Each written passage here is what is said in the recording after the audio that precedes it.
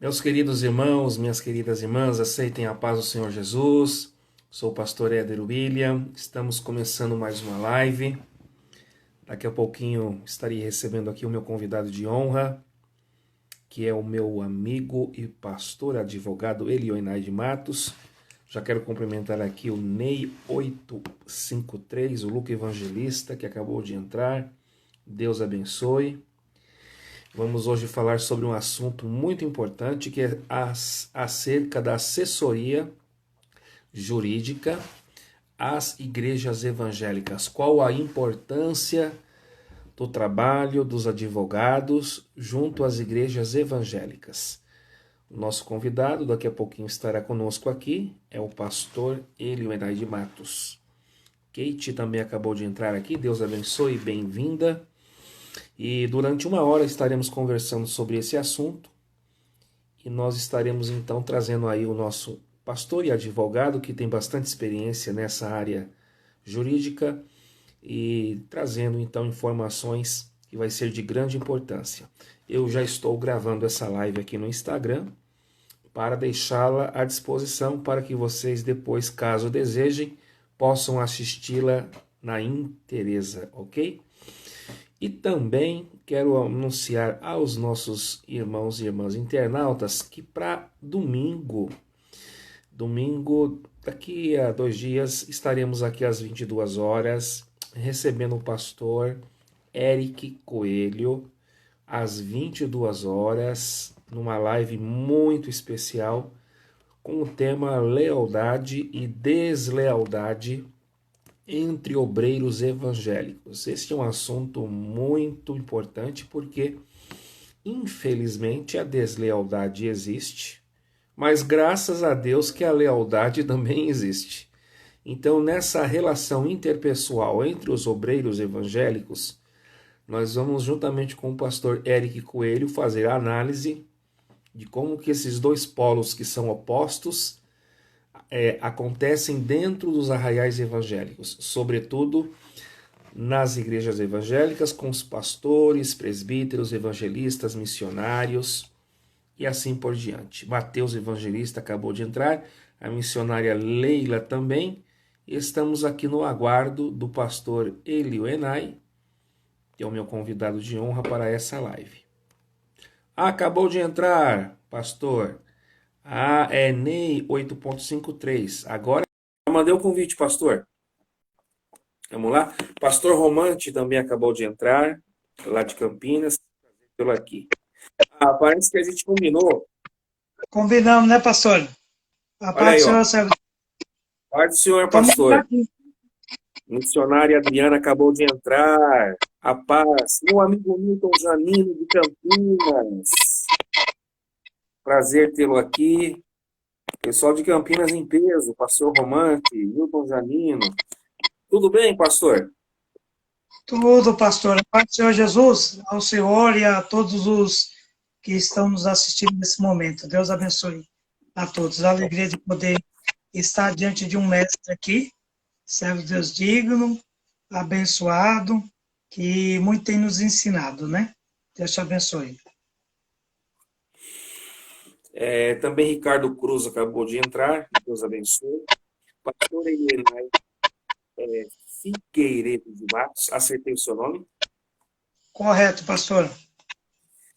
É um servo de Deus que nós temos um apreço, um carinho muito grande. Já cooperei com ele, minha esposa também, nas igrejas onde ele serve a Deus como pastor. A Assembleia de Deus Ministério de Madureira, Campo Eclesiástico de São Mateus. Ele vai falar um pouquinho para nós, antes das perguntas pontuais do tema. Vou perguntar um pouquinho da sua trajetória cristã até a chegada ao pastorado. Mas, inicialmente, pastor Eliana, eu quero aqui registrar o meu agradecimento ao Senhor por ter aceitado o convite. Recentemente fizemos uma live muito edificante com a sua digna esposa, missionária Sim. Adriana, que é psicóloga, está ligadinha conosco, a missionária Leila, pediu para transmitir aí o abraço virtual à missionária Andréia, sua esposa, bem como ao senhor e aos queridos irmãos aí do Jardim São Paulo. O senhor continua ainda no Jardim São Paulo, né? Sim, pastor, estamos aí, até onde Deus quiser. Aí, ó, a Drica underline Psico já mandou aí a mãozinha batendo palma, né? Pastor, então meus agradecimentos e vamos tocar o barco. Fala pra gente, por gentileza, pastor Irenai, sobre a sua conversão e a sua trajetória cristã até chegar ao pastorado. Na verdade, pastor Éder, eu sou filho de uma mulher muito virtuosa, chamada Maria do Carmo, conhecida por todos por Miranda ou Mirandinha, a qual as pessoas conhecem. Minha mãe, ela aceitou Jesus por volta dos 14 e 15 anos, né? Hoje ela já está com 79 anos de idade e eu não conheci praticamente o mundo, porque eu fui criado no Evangelho, né? Então, vamos dizer assim, berço evangélico. Mas sabemos que quem nasce em berço de evangelho precisa também se converter, aceitar a Jesus, né? Isso é uma verdade. Minha mãe dizia que Deus ele não tem netos, tem filhos. E ela dizia assim, olha, vocês não vão subir na barra da minha saia, né? Então vocês têm que se converter, aceitar Jesus para poder ir morar no céu. Então, sempre foi assim. Até os 12 anos de idade, por conta dela, a gente sempre frequentou a Igreja Assembleia de Deus do Campo do Belém, aqui em São Paulo, na Vila Ré, que era o chamada Igreja do Retorno, 23, né? Que seria o setor lá, com o pastor Gomes. E a partir daí a gente vai se envolvendo. É lógico que quando chega na fase da adolescência não é fácil, porque você começa a ter uma outra visão também lá fora, né? Então você praticamente acaba esfriando um pouco por conta disso que acontece, daquilo que o mundo começa a lhe apresentar. No entanto, a minha mãe nunca forçou para batismo, nem pastores para esperar essa decisão. Então, eu fui batizado praticamente aos 17 anos de idade. Esses 5 anos era aquele lá desigrejado, né? Que ia de vez em quando, né? Mas nada que pudesse dizer assim que fez aquelas coisas no mundo, né? Porque o temor de Deus sempre esteve no meu coração, e todas as vezes que você tentava desvirtuar, o Espírito Santo trazia você para a linha, né? Então, basicamente assim, não me envolvi com as coisas que podemos dizer, como todos conhecem, mudanas, né? A qual dizem, né? Aí, a partir daí, eu vendo a necessidade, através de uma doença do meu pai, que foi câncer, que deu na língua, começou a haver uma busca mais intensa para que Deus ele pudesse, então, curar o meu pai. E isso não só envolveu eu, mas como em todos os irmãos, que eu sou de uma família de 12 filhos. Eu 12. tenho que contar 12 E na ordem filhos. do senhor é qual? Eu tenho que contar nos dedos. Eu acredito que eu sou o nono da linhagem. Eu acho que é isso, 10 isso. Tem mais 3 abaixo de mim, mas eu sou o nono filho, né? E aí, muitos também, dos meus irmãos, também tinham saído, né? Mas ninguém, os que saíram não chegaram mesmo a se batizar, só parou de frequentar a igreja. Mas aí depois, por conta disso, a gente vai buscando, e eu tomei a decisão, então, de voltar para Jesus, né? Firmemente, né? Porque até o momento, levantei minha mão para ele ali na igreja Deus é Amor, no Glicério, né, na sede mundial, né, porque você estava fazendo campanha, busca, e aí você sabe que o pastor, né, saudoso pastor Davi Miranda, né, com aquele ministério de cura, né, então a minha mãe era daquela que colocava o copo, né, em cima do rádio e dava todos os dias para nós. Todos os dias era como se fosse um remédio, né, então você tomava aquela água que em tese, foi consagrada, né? E a partir disso aí, com essa enfermidade, meus irmãos foram se achegando novamente à igreja, a buscar o Senhor. Uns voltaram firmemente, outros ficaram mais ou menos, e eu tomei a decisão, então, de permanecer firme. É tanto que me batizei aos 17, já não era na igreja já do Belém, porque nós tínhamos mudado para a região de Suzano, e lá tinha uma igreja de Madureira, ministério de Mogi das Cruzes, que era o pastor Jorge Batista Leite, saudoso pastor Jorge Batista Leite, um homem íntegro, um homem abençoado, que deu início ali àquele campo lá, né? Há muitos anos atrás. E a partir daí, fui pastoreado primeiramente pelo pastor Alcides Marques, né? Que me direcionou, então, ao ministério, me levando para ser líder de mocidade, né? E os irmãos sabem que naquela época era um tanto difícil, não era fácil você ser um líder de mocidade, porque lá o ministério é como se fosse uma consagração de um diácono, né? Então eu fiquei um ano na prova, liderava a mocidade até que pudesse receber a unção que era imposta pelo líder presidente, né, dos jovens, né? E a partir daí surgiu o desejo intenso, então, de querer ingressar, então, para poder ser obreiro na casa do Senhor. E despertou aonde, quando, após o meu casamento em 93, nós viemos morar novamente na Vila Ré, e eu acabei, então, indo para um outro ministério, né? Uma vez que não tinha Madureira, nós fomos congregar no campo ali de São Caetano do Sul. Passei pelo campo São Caetano do Sul, né, que era o pastor Firmo Chaves. Lá fui consagrado auxiliar, diácono. Depois, posteriormente, fomos para o campo de Carapicuíba, né, também campo de Madureira, né, na liderança do pastor Luiz Gonzaga de Medeiros, né, e depois dava com a sua morte, né, do saudoso pastor Luiz Gonzaga, a gente acabou ficando dentro do campo de Carapicuíba, mas Madureira assumiu, né, o campo eclesiástico de Carapicuíba e dividiu em vários campos, né? Então, mais ou menos em quase 50 campos virou Carapicuíba. E aí ficou a Barra Funda, onde que seria uma das congregações que eu dirigia na época aqui na cidade de Tiradentes, era Carapicuíba, com essa divisão, né, de setores ou de campos, né, ficamos para a Barra Funda, aonde fomos pastoreados pelo pastor Deiró de Andrade, né.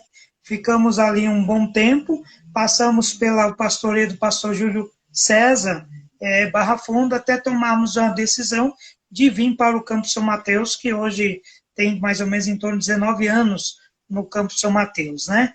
Em Carapicuíba fui consagrado ao presbitério, depois aqui, pelas mãos do nosso digno presidente, pastor Deiró, fui levado a evangelista e depois, então, ao pastorado, né, em 2004. Então, essa mais ou menos de forma resumida, né, a trajetória para chegar ao pastorado. Queridos internautas, é com alegria que eu estou recebendo meu convidado especial, pastor, doutor, advogado, Elionai Figueiredo Matos. Ele é um dos dirigentes das congregações do Campo de São Mateus. Na verdade, ele é um pastor ali regional. Eu vou até pedir para daqui a pouquinho explicar para a gente sobre a sua atuação ali no setor da Igreja do Jardim São Paulo. E para quem chegou agora e perdeu o início da live, eu estou gravando a mesma, vou deixar ela depois no Instagram para quem perdeu o início assisti-la depois. Vou encaminhar para o pastor Helena também o link da gravação, ok, pastor? Professor, O tema hoje é sobre a importância da assessoria jurídica às igrejas evangélicas. Quero cumprimentar aqui o irmão Claudenilton, Irineu Batista, o meu amigo pastor Esdras Ribeiro, Wesley Correia, que é o nosso secretário aqui da Igreja do Jardim Planalto, Fezinha Matos também acabou de entrar aqui. Nevisson Fonseca, Nathan Rodrigues,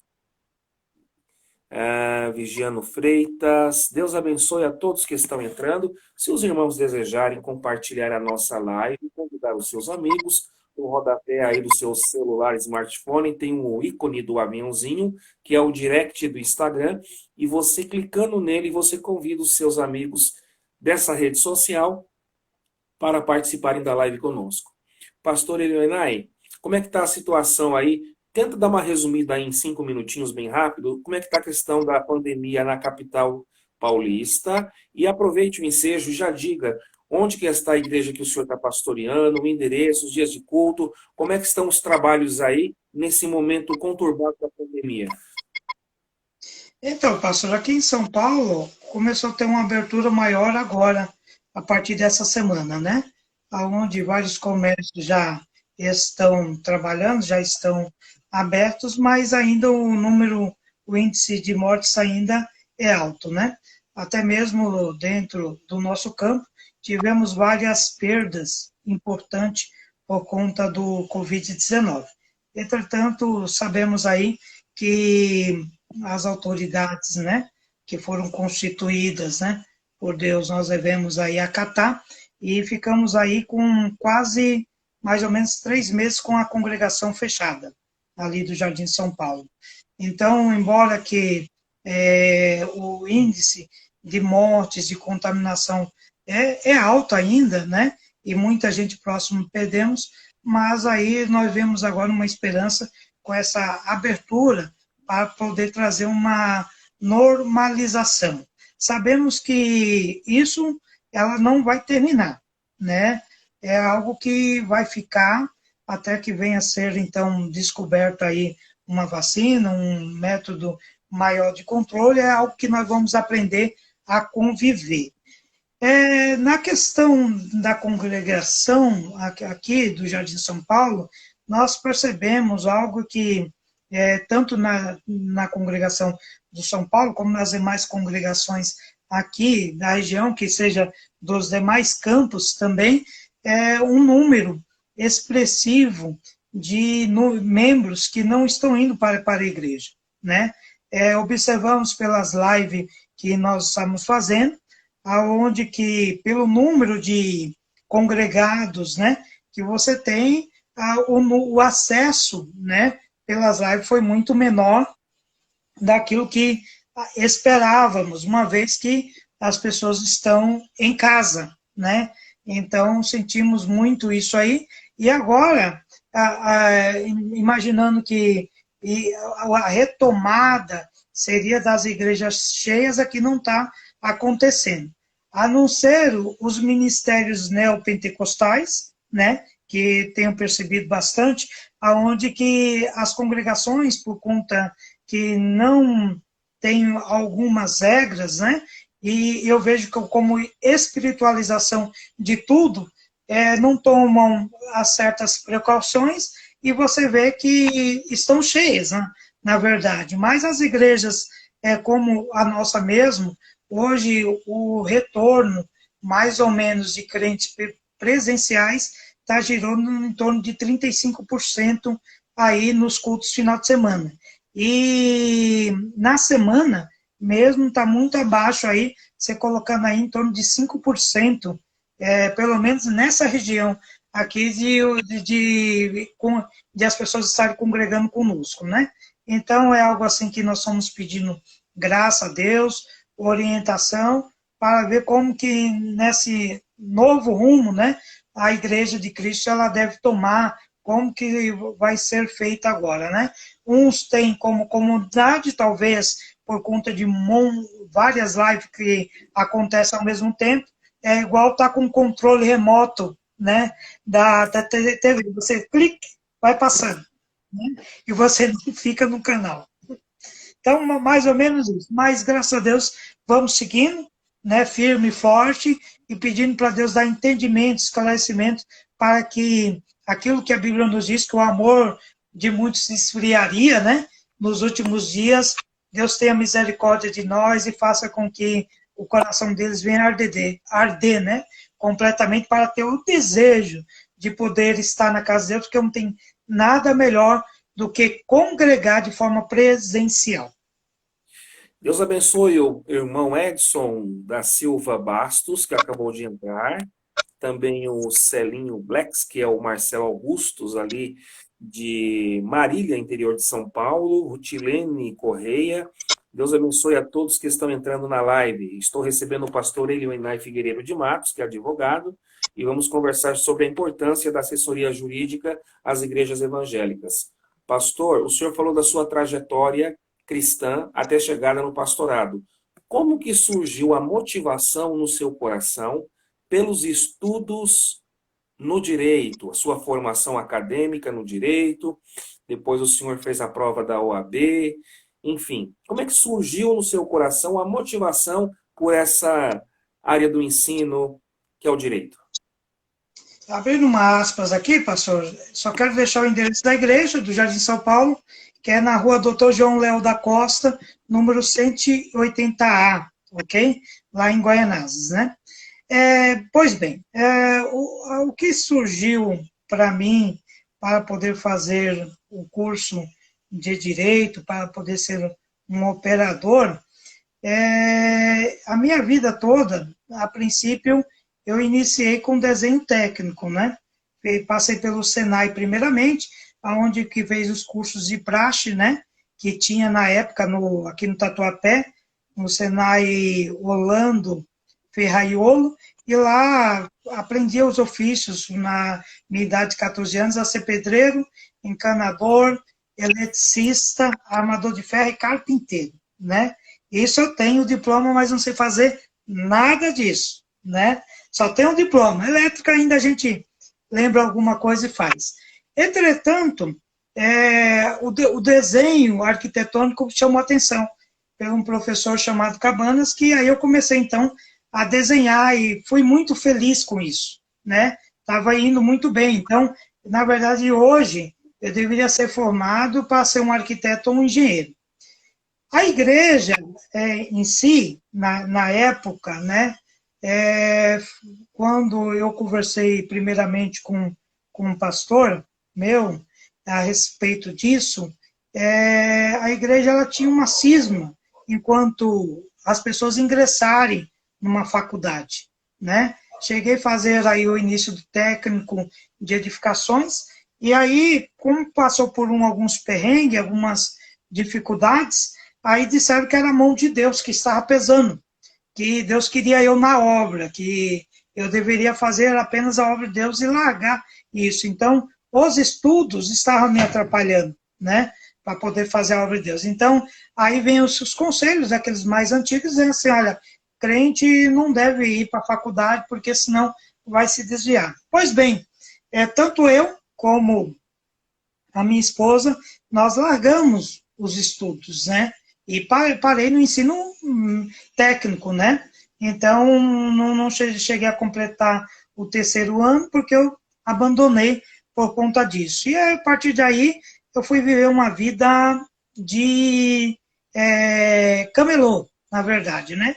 Então, a minha vida era vender, buscar produtos e tudo que você já imagine na sua vida eu já vendi, né? Desde coisas de comida, né? Como também redes e tantas outras coisas, ferramentas, artigos de pesca, já montei fábrica de porta-retrato e tantas outras coisas mais, não me firmando, abrindo fábrica de sorvete, não me firmando em nada nisso aí. Então, quando a época estava boa, beleza, legal, permanecia. A coisa começava a naufragar, ficava difícil, saía daquela área e ia para outra. Então, era uma área muito inconstante, né, vivendo na informalidade. Até que, cansado disso, né, buscando aí o que fazer uma orientação, teve um conselho muito bom. O senhor conhece o pastor vice-presidente da igreja, pastor Jurandir Santos, né, que na época ele veio aqui em casa e passou na minha fábrica aqui, pequena, de porta-retrato, e ele disse, veio trazer até mesmo uma cesta básica para o senhor ver, mesmo tendo trabalho, ainda veio trazer cesta básica por conta da dificuldade. E aí ele falou assim, olha, eu vou te dar um conselho, né? Eu vim aqui orar por você e eu quero dizer uma coisa para você. Perguntou o que o senhor está me perguntando hoje, né? O que eu fiz, né? O que eu fazia, né? E aí eu contei toda a minha história para ele e ele disse assim, ó, sabe de uma coisa? Você está na hora de você parar um pouquinho, fazer uma reflexão. Você, do jeito que você não vai chegar a lugar nenhum. Você muda muito, né?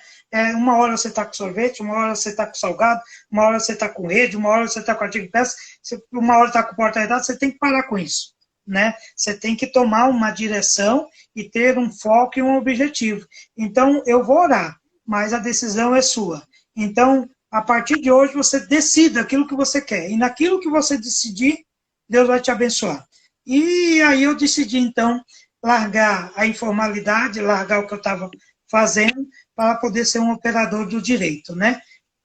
Sabendo que seria 5 anos difíceis, né, que viria, porque tendo 2 filhos para poder cuidar e não ter um emprego fixo, não conseguiria chegar a muito longe. É tanto que quando eu fui pedir um emprego para uma pessoa, né, fiz a entrevista, passei tudo, mas ele disse para mim que não ia me contratar, porque o meu espírito era um espírito empreendedor. E, de certo, aquilo que eles faziam, eu ia fazer uma igual. Então, não ia se tornar uma pessoa que iria competir com eles no mercado. Então, ele falou assim, boa sorte, segue a sua vida. Né? Então, aí eu peguei, tomei essa decisão de ser advogado, né, de operar na área do direito.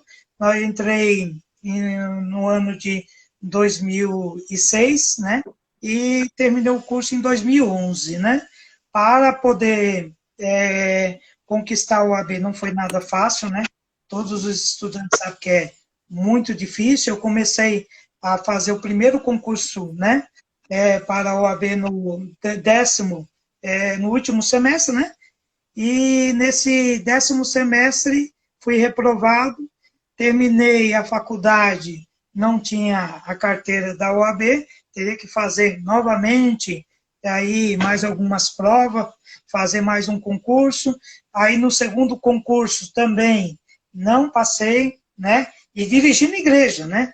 Então chegava, saía do concurso, às vezes terminava a prova da OAB, estava no domingo à noite dirigindo lá, né?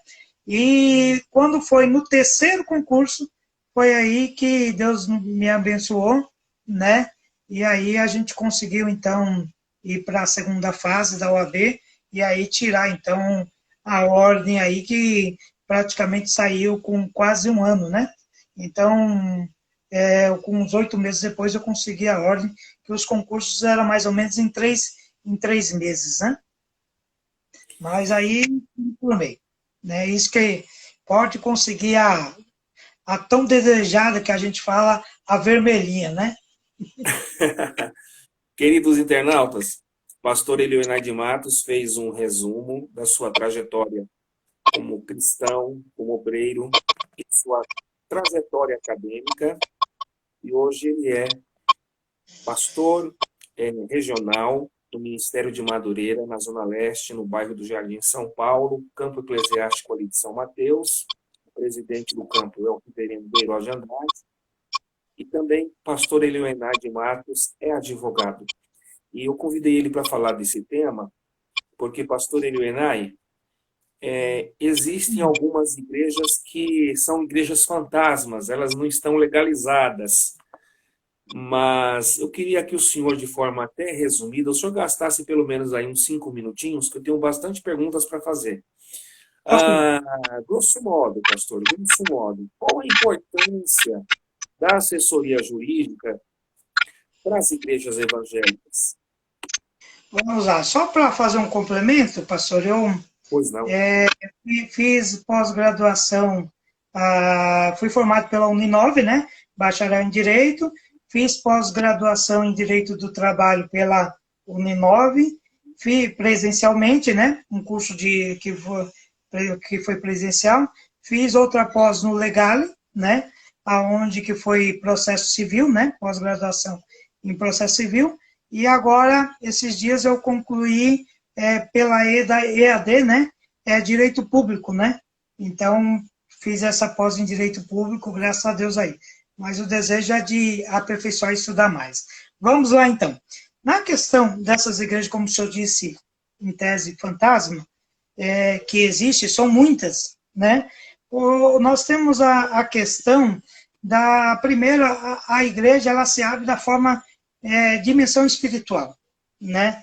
A pessoa, ela tem um chamado, ela atende aquele chamado, né? E ela vê que ela pode ser um pastor, né? Que pode dar um resultado, abre na sua sala da sua casa, começa a fazer alguns cultos e de repente a coisa vai tomando uma dimensão um pouco maior, né? E aí da sala tem que ir para um salão e é aí que vai começar o problema, porque na área espiritual tá tudo tranquilo, né?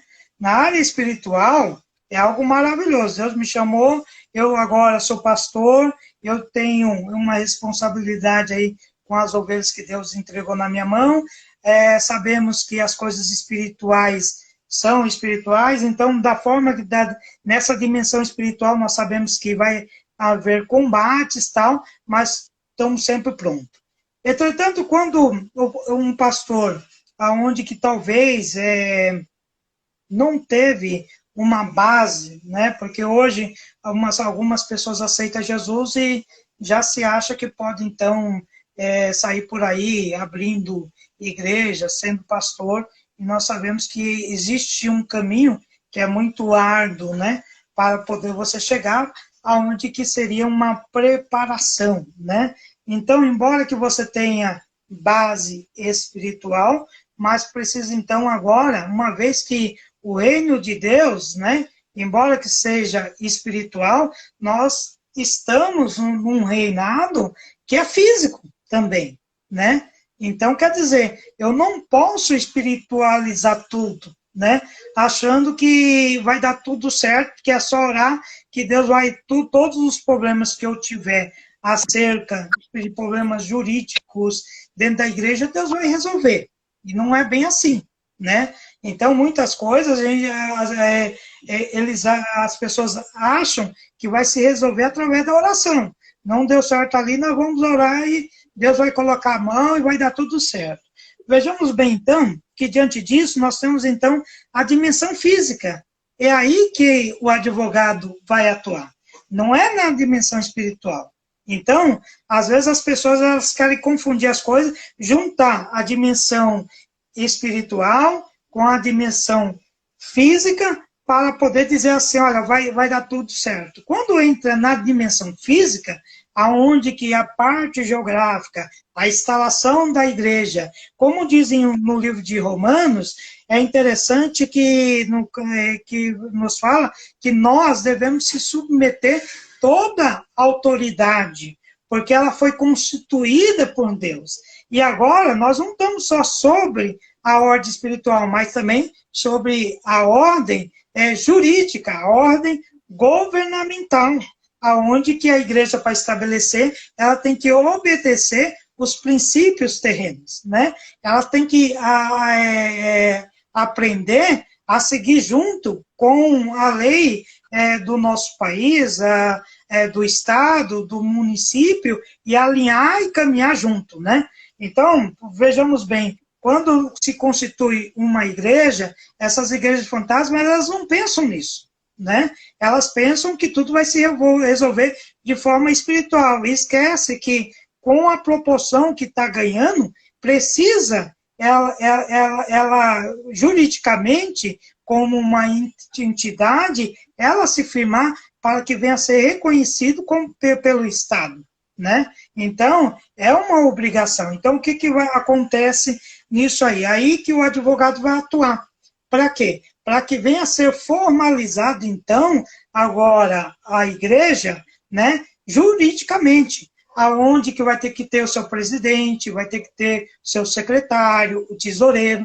Então, ele vai começar a pensar nisso, aonde que lá na frente também, colocando, vai ser bom para a igreja, né? ela ser totalmente formalizada, está de acordo com os órgãos públicos. Vejamos bem, então, que diante disso, né, uma pessoa que abre um salão e, de repente, ela é notificada, né, para poder regularizar, então, ou ela regulariza, ou ela fecha, né? Vão chegar lá, não está de acordo com aquilo que a lei ela prescreve, ela vai ter que ser embargada e vai ter que ser fechada até que realmente aquela pessoa venha tomar consciência que deve abrir agora uma entidade, né? E essa entidade ela precisa ter um estatuto aonde que vai iniciar a regra de fé daquela igreja e aí vai começar a dizer o que nós servimos, para que nós estamos aqui. Então ela começa a refletir qual é a finalidade da igreja diante de uma sociedade. Porque, por enquanto, quando ela não é formalizada juridicamente, ela não consegue pensar dessa forma, né? Então, ela não consegue ver a sociedade, ela não consegue entender que ela precisa de ter um regimento interno que venha a respeitar todas as nossas normas jurídicas. Então, a partir daí, ela sabe que vai ter que ter um presidente, vai ter que ter um tesoureiro, vai ter que ter um secretário ou advogado para poder, então, assinar esse estatuto, né, para poder iniciar as demais da jurídica de direito e vamos estar, então, se relacionando juntamente com outras entidades e até mesmo com o Estado. Vejamos bem, então, que diante disso, a importância é muito grande ter um advogado para dar essa assessoria, né, para o pastor que pretende, então, abrir uma... Cortou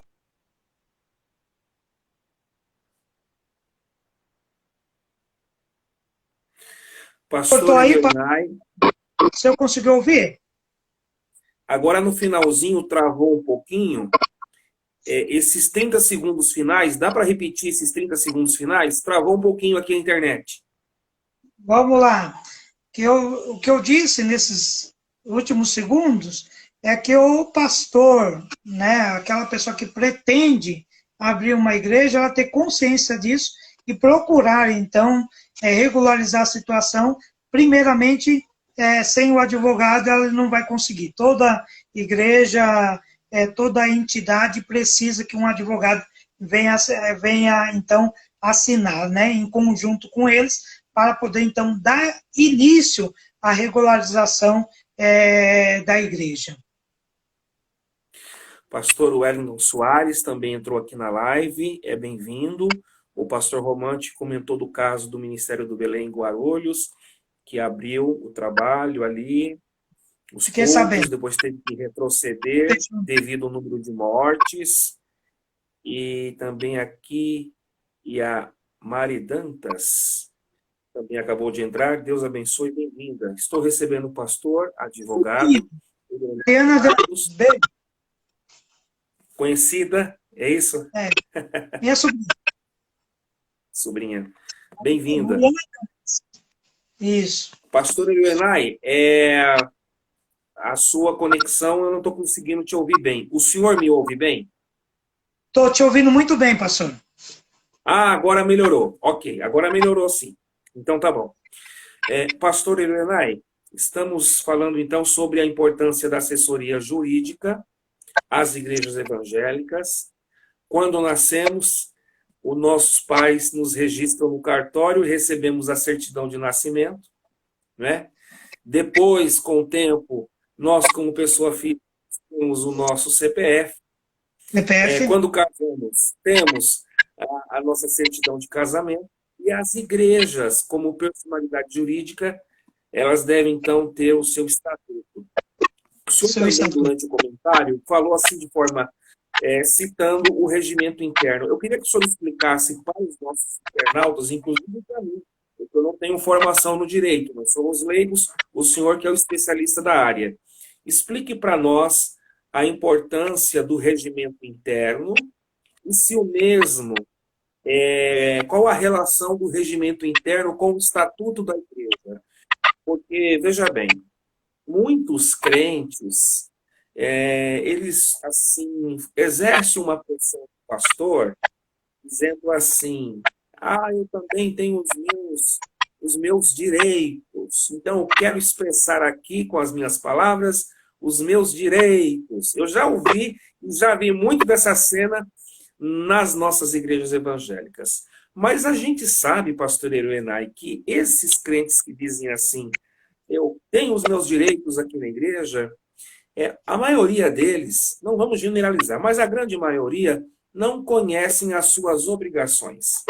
As nossas obrigações como membros de uma igreja local, cuja igreja local tem um estatuto, que é a sua personalidade jurídica, e também um regimento interno, né?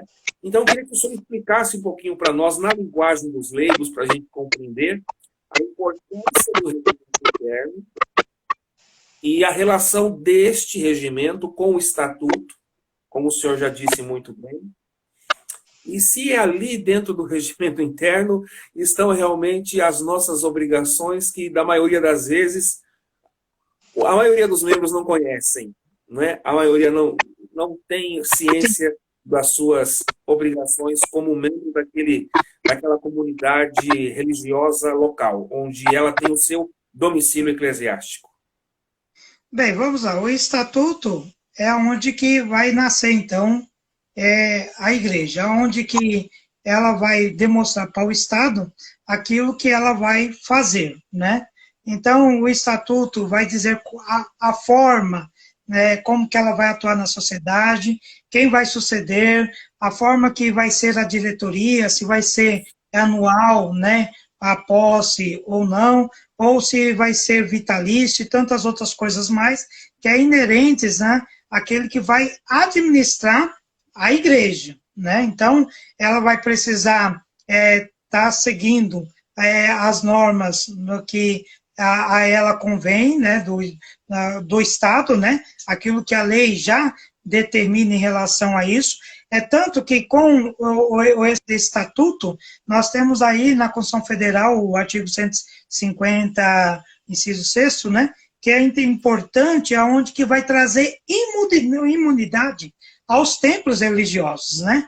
Então, através disso, dá o direito para ela, aonde que nós sabemos que, embora ela venha a ser gerada um CNPJ, que ela se torna uma pessoa jurídica de direito, e como qualquer outra pessoa jurídica, ela tem que pagar os seus devidos impostos, né? É o que a Bíblia diz, né? Dá a César o que é de César, a Deus o que é de Deus. Entretanto, esse artigo na Constituição Federal, ela vai trazer, então, através desse estatuto, porque é uma finalidade da entidade, é sem fins lucrativos. Então, através do seu estatuto, ela vai, então, estar demonstrando o serviço que ela vai prestar, então, a toda uma sociedade. Enquanto a prestação desse serviço, o artigo, então, 150, ela vai rezar que o seguinte, que os templos religiosos são imunes a impostos. É tanto que, se utilizando disso, é algo muito importante, porque vemos que, por exemplo, o pastor, ele vai comprar um templo, né? Então, ele vai ficar isento aí das taxas, né? De transferência, tudo por conta disso, porque ele não pode sofrer nenhuma intervenção nesse aspecto do Estado, nessa Constituição, por conta dos impostos. Então, suponhamos, então, ele não vai pagar, por exemplo, se tirar um veículo, ele não vai pagar IPVA, né? Não vai pagar ITSMD, né? E tantos outros benefícios que tem. Algo que é muito importante, que tem sido muito discutido, né, é a questão do IPTU, né, nos municípios, uma vez que a maioria dos prefeitos, embora que reza esse artigo que é imune, eles vêm cobrar, então, o imposto, né, e muitas igrejas não sabem que elas são isentas disso, que são imunes, né, a isso. Então, é algo que tem que ser requerido, algo que tem que ser pedido, né? E todo esse estatuto, por conta disso, do regramento que existe na sua confecção, né? aonde que vai estar direcionando, é tanto que veja bem como é importante que quando você abra uma igreja, você tenha associação, né? Beneficente, aonde que pela igreja você não recebe, mas pela associação que você abriu, que é ligada à igreja, você vai receber, então, aí, recursos financeiros, aonde que pode ser doados, né, por empresários e por pessoas particulares e tantas outras coisas que vai trazer benefício, né, para toda uma sociedade, para toda a comunidade aonde que aquela congregação ela está inserida. Então, além de não pagar impostos, né, não é algo que, vamos dizer, mas está fazendo isso para desvio? Não, não é nada disso. Nós estamos dentro da lei. A lei diz que a igreja é imune de impostos. Então, se ela é imune, nós temos que buscar o direito dela. Então, às vezes tem prefeituras aí que elas vêm cobrando o IPTU, vêm cobrando por conta que entende que não é, e quando você busca o seu direito na justiça, é lhe dado isso, onde que você acaba ficando imune, não precisando pagar o IPTU. O IPVA já é de direito que não tem nenhum problema em quanto a isso aí, quando você chega lá com seu estatuto, chega com o seu NPJ, que a sua está tudo redondinho, você consegue toda a isenção, porque tudo isso vai ser revertido para nós termos uma sociedade melhor. E é um excelente trabalho que a igreja faz, né? Justamente isso, de tirar tantas pessoas da rua e, em contrapartida, ela tem que receber um incentivo para que ela possa dar continuar esse trabalho social que ela faz. Mas muitas das igrejas hoje, você vê que outras entidades de outras religiões, elas recebem recurso financeiro, atendem a sociedade, mas as igrejas evangélicas, a porcentagem é mínima do que recebe recursos, né? Então, para poder, então, estar atendendo. Porque a igreja, o papel dela não é apenas, vamos dizer, espiritual, mas também social. E para fazer o social, ela precisa estar encaixada certinho para que ela venha também receber esses benefícios, esses recursos aí, para que possa ser investido em toda a nossa comunidade onde nós estamos, né? O senhor acredita que as igrejas evangélicas, na sua grande maioria, não recebem esses benefícios porque os pastores, na sua grande maioria, também são alienados, não conhecem dos seus direitos e das suas benesses junto ao Estado? Na verdade, hoje, atualmente, antigamente a gente até poderia até dizer, por conta que a informação era algo que não era fácil de se buscar. Hoje nós temos aí a internet, nós temos muitos meios de comunicação, né? Então, hoje qualquer coisa que você quer buscar, vai lá no Pai Google, né? Então você coloca, vai sair o assunto, embora que tenha alguns assuntos divergentes, que não é realmente aquilo, mas já começa a abrir um leque para você tentar, se for curioso, e poder entender e buscar uma fonte segura da informação. Então, antes poderia ser isso mesmo, né? A questão de falta de conhecimento, mas hoje, né, não é falta de conhecimento, né? Então eu vejo que muitos têm acesso à informação, mas preferem ficar na, vamos dizer, informalidade, né? Porque espiritualiza tudo, né? E quando nós espiritualizamos tudo, né, na nossa vida, aí a coisa é tanto que eu disse para o pastor que era proibido estudar, né? Que disseram que eu não deveria ser um engenheiro, um advogado, porque eu ia me perder. Mas eu aceitei isso, porque na época o meu entendimento era esse, aonde que eu obedecia o pastor naquilo que estava dizendo e acreditava piamente naquilo, né? Não que eles falharam com isso, mas eles aprenderam assim. E se eles aprenderam assim, ensinaram assim, foi passado para mim, eu respeitei, né? O grande problema hoje, aonde que nós vamos entrar no regimento interno, aonde o senhor diz que existem coisas aonde que nós não podemos sair por aí fazendo o que quisermos, né? Existe um regimento interno na igreja, aonde que ele foi estabelecido, deve ser obedecido, deve ser totalmente respeitado, e se nós seguirmos esse regimento interno, quando nós adentramos para poder, então, congregar nesse lugar, nós aceitamos isso a partir que nós aceitamos de ficar junto àquela congregação. E, de uma certa forma, aquilo que é passado pelo pastor no direcionamento, de forma até mesmo bíblica, ela é conduzida dessa forma, desse regime interno. Ele faz, então, a alusão do regime interno, juntamente com aquilo que a Bíblia diz, porque o nosso regimento está respaldado na Bíblia Sagrada. Agora, não porque ele tenha um outro entendimento que ele deve quebrar essa regra.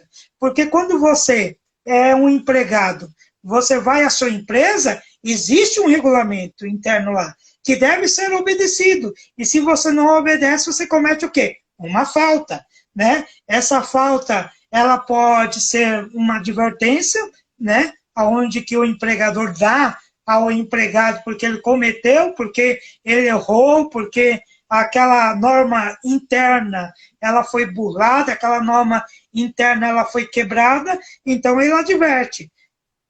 Se ele vai e pratica novamente o mesmo ato, ele tem a opção de dar mais uma advertência. Na terceira, ele já suspende. Na quarta, ele já manda embora. Ponto. Então, entretanto, a gente costuma dizer que na casa de Deus, a única coisa que não tem é exclusão.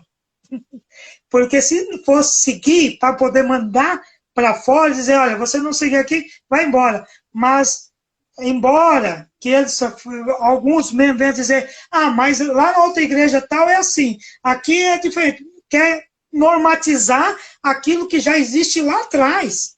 Então, ou eu me adequo àquela norma, àquele regimento, o pecado, muitas das vezes, não está justamente porque eu não quero obedecer àquele regimento. A outra igreja pode até fazer aquilo, mas você não pode, porque você não é todo mundo, porque você está inserido dentro dessa igreja, está inserido dentro dessa comunidade, e tendo essa comunidade que você está dentro, você deve também, de forma fiel, né, cumprir a sua norma interna, porque se você, é o que a palavra de Deus nos diz, né, o que está ligado na terra, está ligado no céu. O regimento interno da igreja, ela está alinhado com a base bíblica. O regimento do estatuto está alinhado com o Estado Democrático nosso de direito. Então, são duas coisas diferentes. O estatuto é para estabelecer. O estatuto é para dizer como vai funcionar. O estatuto é para dizer quem vai administrar. O estatuto vai trazer tudo isso. O regimento interno é dizer aquilo que as pessoas que estão adentrando, quando nós temos aquela carteira de membro da igreja, nós aceitamos, então, todo o regimento dela, não importando o que as outras fazem. Então, eu vejo o seguinte, se na outra pode, é porque o regimento permite, e se o regimento permite, não é pecado, ok? Agora, se eu infringir o meu regimento interno para poder trazer o outro regimento que não é dela, eu acabo pecando. Então, como diz, cada um no seu quadrado, né? Fique na onde foi chamado. Se você não se sente bem lá, não dá para cumprir aquelas outras regras. Quando eu levantei minha mão na Deus e Amor, eu já sabia de tudo, pastor. Eu falei assim, Jesus, eu estou te aceitando aqui, mas estou indo para a Assembleia, viu? É só para poder deixar bem claro isso. Querido pastor, tá uma bênção. Márcio Jesus entrou aqui, Pan Bastos também, Renato Lopes, John Sena, Deus abençoe a todos. Pastor, eu tenho 5 minutos para encerrar. Só? Já foi embora? Coisa boa. Falta 5 minutos. Então, como Sim. falta 5, faltam 5, o senhor tem 4 minutos, porque se a gente não parar, o Instagram vai nos arrebatar e nós vamos desaparecer. Pastor, é o seguinte, eu não vou fazer pergunta agora. Nesses 4 minutos, eu quero que o senhor, por gentileza, faça as considerações finais. E se o senhor quiser falar de algum assunto que eu não te perguntei, fique à vontade, aproveite bem esses minutos. Bem, vamos lá. Então, aproveitando o ensejo dessas considerações, que as pessoas que têm congregações ainda, igrejas, né, que não foram regularizadas, né, procure regularizar ela diante da lei, para que você também possa aí cumprir o que a palavra de Deus nos diz em Romanos, que nós devemos, então, estar submisso a todas as autoridades. Uma vez que a igreja está regularizada, ela vai servir de bênção para você. A igreja vai ter uma conta bancária, a igreja ela poderá, então, através da sua associação beneficente, receber recursos para poder trabalhar com a comunidade que faz parte. Eles precisam do pão espiritual, mas também precisa do pão, né, para o carnal, para poder se alimentar. E tudo isso é muito importante, fazer o social, aonde a igreja ela vai ser reconhecida, né, na sua comunidade, fazendo um serviço social relevante. Então, tudo que você verificar, aonde que, por exemplo, nas questões de impostos, IPTU, aonde que a sua igreja, ela às vezes está um salão alugado, você comprou o terreno, construiu a igreja, mas continua sendo taxado, tudo isso vai fazer com que você venha ter um crescimento melhor, porque você vai deixar de pagar aí os impostos, porque a igreja é imune a isso.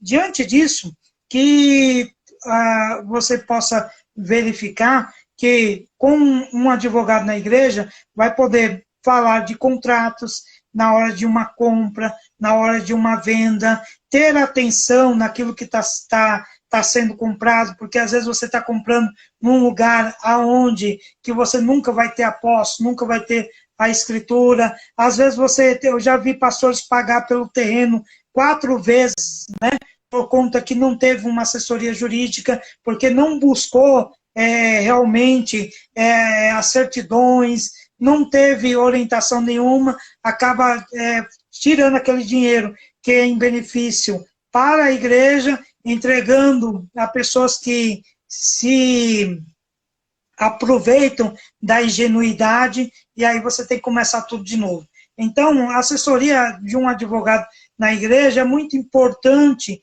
em todos os aspectos administrativos, questão, por exemplo, da lei do silêncio, multas e tantas outras coisas mais. Através do advogado você vai estar ciente e vai trabalhar tanto com o seu estatuto, regimento interno, de acordo com o que a lei determina. Que Deus abençoe aí a todos vocês que nos assistiram, que qualquer dúvida pode mandar para o meu e-mail, ou então no Facebook, ou então no Instagram, e nós vamos estar respondendo aí as suas dúvidas. Deus abençoe o pastor Éder, foi um prazer, uma alegria de poder estar aqui com você. Faltou tempo, né? O pastor fala demais, né? Esse que é o problema, né? Pastor Janai, vamos marcar uma outra, topa, futuramente? Beleza, tranquilo. Rapidinho, em 30 segundos, deixa os seus contatos, caso alguém precise de orientações jurídicas, o senhor tem o seu escritório, por gentileza, passe seus contatos, se o senhor assim também desejar fazer nesse momento. Sim, certamente, é muito bom, né? O pessoal liga bastante, né? É para tirar dúvida, né? Olha que benção. DDD 11 97975 1596, né? Esse é o meu telefone. Quem quiser pode mandar um WhatsApp. 97975 1596 DDD 11. Meus amados irmãos, estamos encerrando a nossa live com o nosso querido pastor advogado Elionai Matos. Ele foi ricamente usado por Deus para nos trazer informações pontuais sobre a importância da assessoria jurídica às igrejas evangélicas. 1 hora não deu para nada, pastor. Foi muito pouco tempo, mas é o tempo que o Instagram fornece. Mas em momento oportuno, vamos marcar uma próxima live, ok? Já deixar listado todas as perguntas, que aí a gente só vai nela. É melhor. Glória a Deus. Vamos deixar gravado, então, como já disse, a live. E vou passar para o senhor, pastor, o link da nossa gravação, ok? Pastor, faltam 9 segundos. No pique, dê a benção apostólica para a gente aí.